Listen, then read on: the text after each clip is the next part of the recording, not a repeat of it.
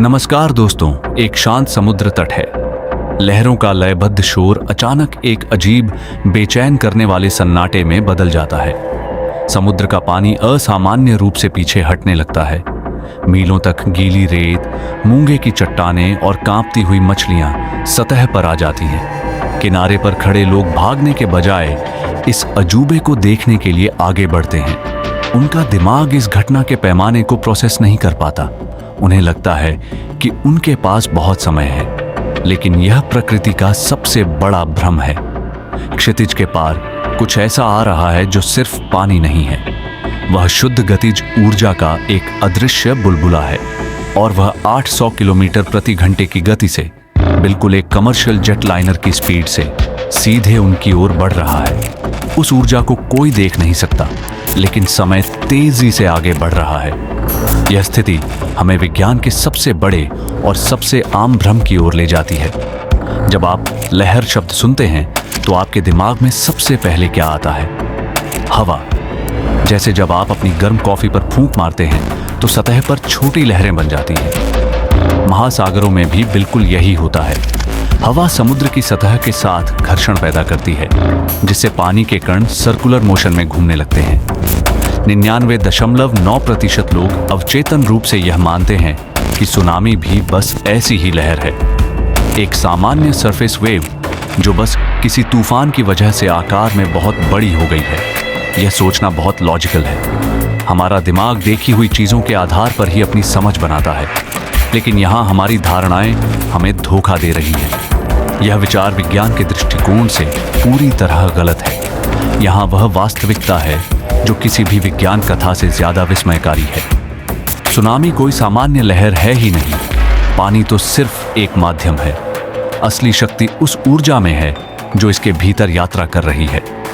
एक सामान्य हवा वाली लहर में दो लहरों के बीच की दूरी मुश्किल से 100 या 150 मीटर होती है, और इसका असर सतह से सिर्फ कुछ फीट नीचे तक ही होता है। उसके नीचे का गहरा पानी बिल्कुल शांत और स्थिर रहता है। लेकिन सुनामी की वेवलेंथ 200 किलोमीटर तक हो सकती है, और सबसे आश्चर्यजनक बात यह है कि यह सिर्फ सतह पर नहीं चलती। यह समुद्र के तल से लेकर उसकी सतह तक पूरे के पूरे वाटर कॉलम को विस्थापित कर देती है। पानी का एक क्यूबिक मीटर लगभग 1000 किलोग्राम का होता है। अगर महासागर 4000 मीटर गहरा है तो वह पूरा 4000 मीटर गहरा और 200 किलोमीटर लंबा पानी का पहाड़ एक साथ एक सिंगल एंटिटी की तरह गति कर रहा है। यह अरबों टन का द्रव्यमान है जो 800 किलोमीटर प्रति घंटे की स्पीड से बिना रुके दौड़ रहा है। यह एक गहरा वैज्ञानिक सच है। गहरे समुद्र में यह विशाल ऊर्जा बिल्कुल अदृश्य होती है। यदि कोई प्रशांत महासागर के बीचों बीच नाव पर है तो यह ऊर्जा उसके ठीक नीचे से गुजर जाएगी और उसे महसूस तक नहीं होगा।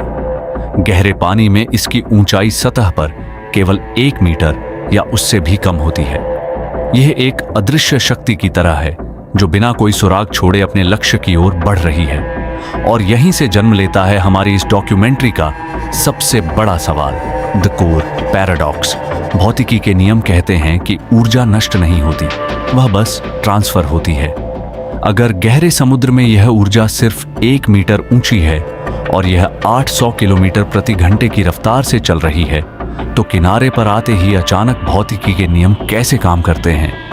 वह कौन सा अदृश्य ट्रिगर है जो उस 1 मीटर की मामूली सी हलचल को 30 मीटर ऊंची अपार ऊर्जा वाली दीवार में बदल देता है? अगर यह हवा से नहीं बनती और गहरे पानी में यह अदृश्य रहती, तो इस प्राकृतिक महाशक्ति का असली जन्मदाता कौन है?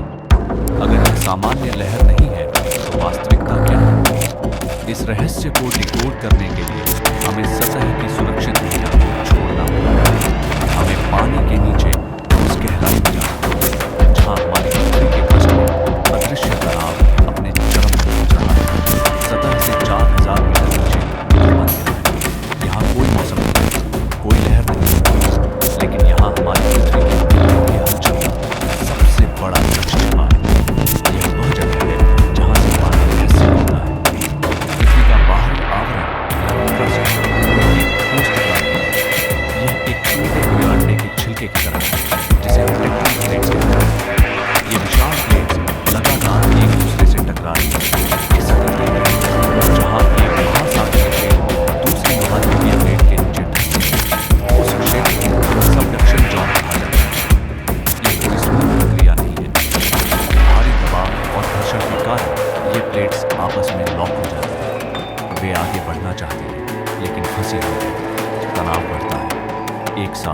10 साल, 100 साल, यहाँ तक कि 1000 सालों तक ऊर्जा एक ही बिंदु पर जमा होती रहती है।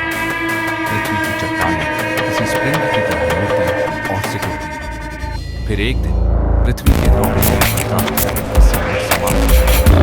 वह रॉकेट विज्ञान से इलास्टिक रॉकेट यह कोई सामान्य भूकंप नहीं, यह एक मेगा थ्रस्ट रॉक अचानक झटके से गिरता है और थ्रस्ट का एक बहुत बड़ा हिस्सा सेकंडों के लिए 10 से 20 मीटर ऊपर हो जाता है। क्योंकि पानी को रबर की तरह दबाया नहीं जा सकता, इसलिए समुद्र तल के इस अचानक फटने से उसके ठीक ऊपर मौजूद अरबों टन पानी एक झटके में ऊपर धकेल दिया जाता है। सतह पर पानी का एक विशाल भार बन जाता है, लेकिन गुरुत्वाकर्षण तुरंत उस उठे हुए पानी को वापस नीचे खींचता है। यह वह क्षण है जब ऊर्जा रिलीज होती है। सुनामी का जन्म हो चुका है। जब वह अरबों टन पानी वापस नीचे गिरता है तो ऊर्जा को कहीं जाना होता है। वह ऊर्जा लहरों के रूप में चारों दिशाओं में बाहर की ओर भागती है। यहीं पर भौतिकी का सबसे दिलचस्प नियम लागू होता है। एक सामान्य लहर की गति इस बात पर निर्भर करती है कि हवा कितनी तेज चल रही है, लेकिन सुनामी की गति हवा पर नहीं बल्कि पानी की गहराई पर निर्भर करती है। विज्ञान में इसका एक बहुत ही सीधा फॉर्मूला है, गति बराबर गहराई। महासागर जितना गहरा होगा लहर उतनी ही तेज दौड़ेगी। प्रशांत महासागर के बीच में जहां गहराई 4000 से 5000 मीटर तक होती है, वहां इसकी गति लगभग 800 किलोमीटर प्रति घंटे होती है। यह एक कमर्शियल जेट की गति है, लेकिन यहाँ एक मनोवैज्ञानिक इल्यूजन है। गति अकल्पनीय है, लेकिन सतह पर लहर की ऊंचाई सिर्फ 1 मीटर होती है। ऐसा क्यों? इसका कारण है ऊर्जा का वेग। यह 1 मीटर का उभार कोई छोटी सी लहर नहीं। इसकी वेवलेंथ यानी लहर के आगे के सिरे से पीछे के सिरे तक की दूरी 200 किलोमीटर तक लंबी हो सकती है। विशाल ऊर्जा उस 200 किलोमीटर के दायरे में फैल रही है। यह एक अदृश्य विस्तार है। सतह पर मौजूद किसी भी क्रूज शिप या मालवाहक जहाज को यह महसूस भी नहीं होगा। उनके ठीक नीचे से 800 की स्पीड से विशाल ऊर्जा गुजर रही है। पानी खुद आगे नहीं बढ़ रहा है। पानी की कण सिर्फ ऊपर और नीचे होता है। वह शुद्ध गतिज ऊर्जा है जो पानी को एक केबल की तरह इस्तेमाल कर रही है, बिना कोई शोर किए अपने लक्ष्य की ओर बढ़ रही है। लेकिन हर यात्रा का एक अंत है और यही वह महत्वपूर्ण फॉर्मूला है जिसने दुनिया भर के वैज्ञानिकों को सबसे ज्यादा आश्चर्य किया। गहरे समुद्र से निकलकर यह 800 किलोमीटर प्रति घंटे की गति वाली ऊर्जा किनारे के करीब पहुंचती है। कॉन्टिनेंटल शेल्फ शुरू होता है।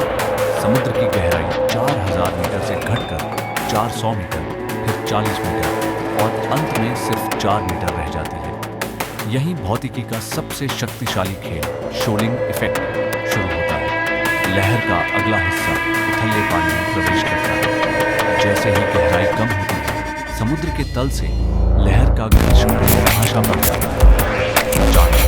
800 किलोमीटर प्रति घंटे की रफ्तार से लौट रही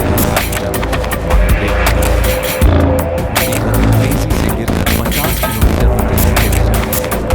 लेकिन याद रखिए, यह लहर 200 किलोमीटर लहर का अगला हिस्सा लेकिन 200 किलोमीटर पीछे मौजूद लहर का पिछला हिस्सा अभी भी गहरे पानी में। वह अभी भी 800 की स्पीड से ही आगे बढ़ रहा है। यह बिल्कुल एक हाई स्पीड ट्रेन के टिकट के आपस में टकराने की तरह है। आगे का हिस्सा धीमा हो गया है, लेकिन पीछे के सारे हिस्से पूरी रफ्तार से आ रहे हैं।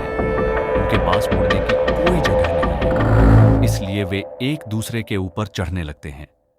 सुनामी के साथ बिल्कुल यही होता है। आगे जाने की गति धीमी है और पीछे से अरबों टन पानी का दबाव आ रहा है। वेवलेंथ पूरी तरह सिकुड़ जाती है। ऊर्जा अब आगे तेजी से नहीं जा सकती, इसलिए पानी के पास जाने के लिए सिर्फ एक ही रास्ता बचता है। ऊपर की ओर गतिज ऊर्जा जो लहर को आगे बढ़ा रही थी, वह अब स्थितिज ऊर्जा में बदल जाती है। वह ऊर्जा लहर को आसमान की तरफ धकेलती है।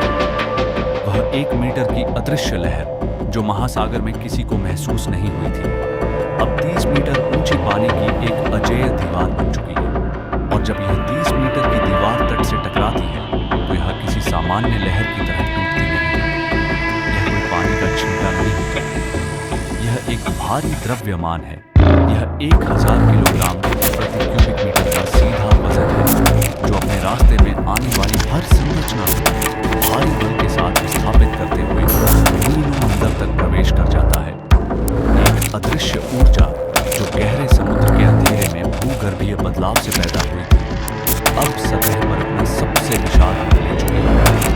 अब हम वापस उसी समुद्र तट पर जुड़े जहाँ से हमने अपनी कहानी शुरू की।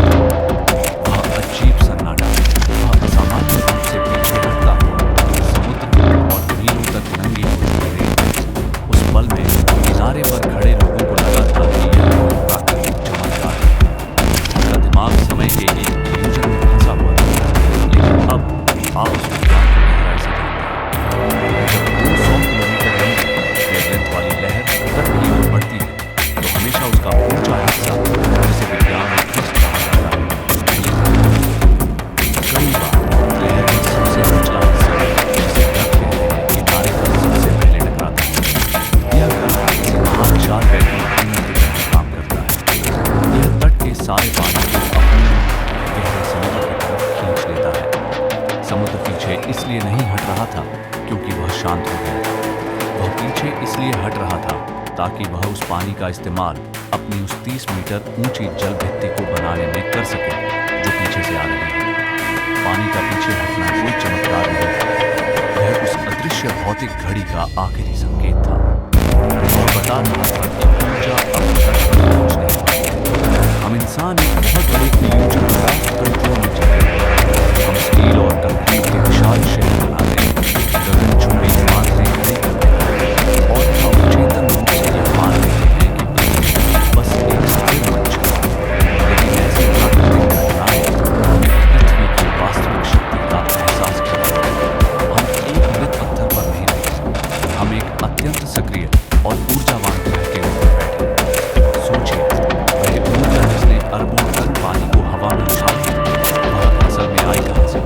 उसकी शुरुआत समुद्र के तल पर नहीं हुई थी। उसकी असली शुरुआत हमारे पैरों से 6000 किलोमीटर नीचे पृथ्वी के क्रोड़ में हुई थी, जहां रेडियोधर्मी क्षय से पैदा होने वाली अत्यधिक ऊष्मा पृथ्वी के मेंटल को घुमाती है। उसी ऊष्मा ने टेक्टोनिक प्लेट्स को धकेला। उसी बल ने उस चट्टान को तोड़ा। जिस ऊर्जा को हम सतह पर पानी की एक विशाल दीवार के रूप में देखते हैं, वह असल में हमारी पृथ्वी की आंतरिक ऊर्जा का ही एक विस्तार है।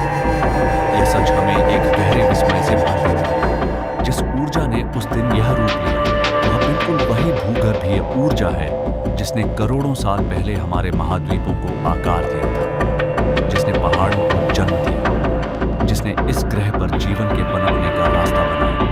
प्रकृति के चक्र में ऊर्जा का यह परिवर्तन एक ही कॉस्मिक सिक्के के दो पहलू हैं। समय के इस विशाल अकल्पनीय स्केल के सामने हमारा मानवीय अस्तित्व भले ही छोटा हो, लेकिन इसी में हमारी सबसे बड़ी ताकत छिपी है।